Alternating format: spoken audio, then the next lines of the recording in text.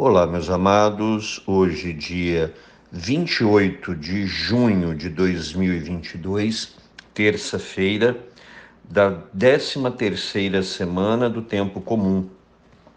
Evangelho segundo Mateus. Naquele tempo, Jesus entrou na barca e seus discípulos o acompanharam. E eis que houve uma grande tempestade no mar, de modo que a barca estava sendo coberta pelas ondas. Jesus, porém, dormia. Os discípulos aproximaram-se e o acordaram, dizendo: Senhor, salva-nos, pois estamos perecendo. Jesus respondeu: Por que tendes tanto medo, homens fracos na fé? Então, levantando-se, ameaçou os ventos e o mar, e fez-se uma grande calmaria. Os homens ficaram admirados e diziam: Quem é este homem que até os ventos e o mar lhe obedecem? Esse texto é muito conhecido, é a famosa tempestade acalmada, mas aqui nós precisamos pegar algumas coisas que são muito interessantes e particulares do evangelista Mateus. Primeiro aqui fala de uma grande tempestade, mas se você vai pegar no original, no grego, a palavra que é usada lá é seismos. Da onde vem na língua portuguesa sismo, sismógrafo, que quer dizer terremoto. Então ele fala que a tempestade, ele fala que tem um grande terremoto no mar. Sabemos aqui que este mar é o mar da Galileia, o lago de Tiberíades, que ele realmente é muito grande, mas é de água doce. Ele tem 166 quilômetros quadrados, de extensão 21 quilômetros. Então assim, ele é muito grande. E o fato dele trazer aqui essa expressão seismos, portanto, um terremoto, essa expressão aparece em mais dois momentos no Evangelho de Mateus. Essa ideia que ele coloca aqui é de um abalo nas forças terrestres, um abalo nas fundações terrestres, melhor dizendo, a fundação da terra, que só Deus pode provocar. Então a ideia aqui dessa grande tempestade que acontece no mar, lembremos que o mar, gente, é símbolo na Bíblia do mal. Então a presença de Jesus está num barco no mar, ele provoca esse terremoto. A presença do Senhor espanta, mexe com o mal. Então, no fundo, essa é a ideia. E quais são os outros dois momentos que Mateus fala do terremoto? Quando Jesus morre na cruz e quando ele ressuscita. Então, Mateus quer dizer aqui que é Deus quem está nesse momento. Na ressurreição, na morte, não são simplesmente acontecimentos de um homem normal, mas a presença de Jesus mexe, como eu disse, com os fundamentos da terra, de tal forma que provoca o terremoto. Então, repito, na ressurreição, na morte e aqui nessa travessia do mar. Então, as forças do mal são abaladas. E aí provocam, claro, aqui eu estou usando uma análise numa linguagem mais figurada. Mas vamos ao fato que está aqui. Então, nos diz que uma grande tempestade se formou no mar e o barco era balançado, era coberto pelas ondas. Então, o vento deveria ser muito forte, criaram ondas e estas ondas começaram a entrar num barco. E você sabe o que acontece?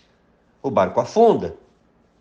E aí, por isso, os discípulos se desesperam.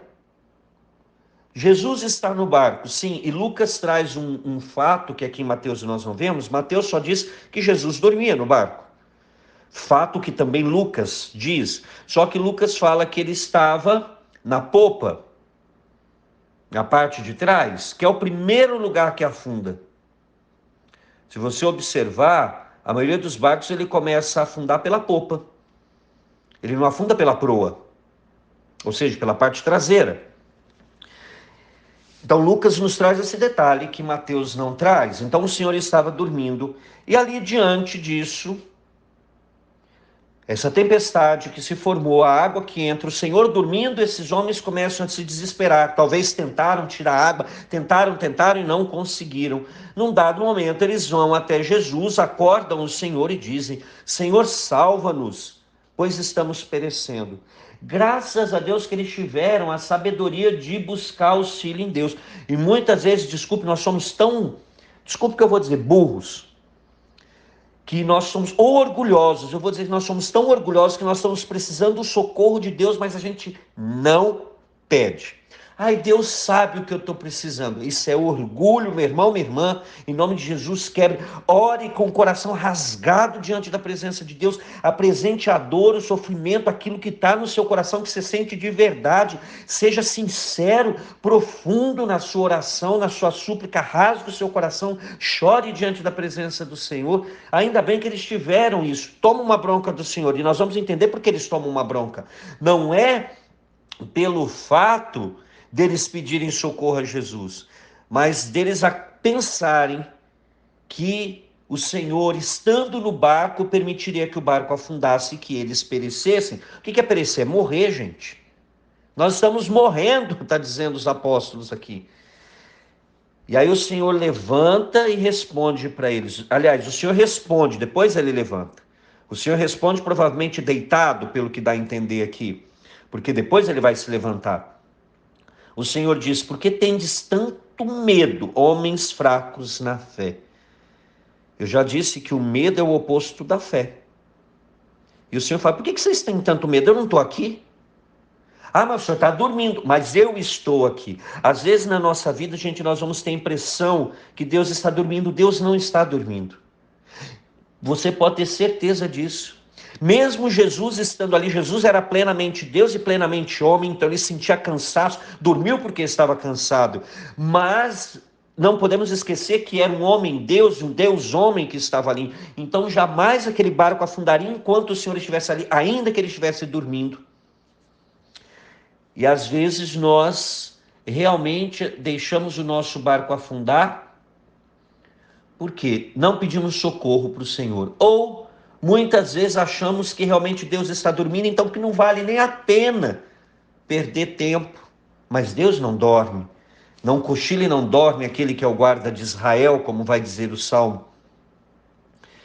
E aí sim, então levantando-se, ameaçou os ventos e o mar e fez-se uma grande calmaria. Aqui há um outro fato interessante. O verbo que é usado novamente no grego, ele usa o verbo egertheis, que é o verbo egeiro, que é levantar-se. Mas esse termo também é usado em Mateus para falar da ressurreição.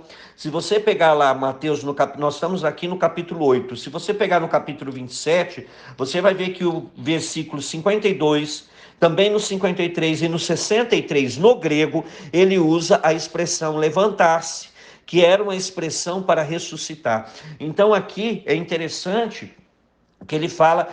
Novamente eu volto, lembra que ele falava do terremoto, o terremoto lá na ressurreição, o terremoto aqui, então o Senhor se levanta com o mesmo poder da ressurreição, portanto um poder divino, e faz algo que somente Deus pode fazer, que está lá no Salmo 65:8 e também no Salmo 107:29.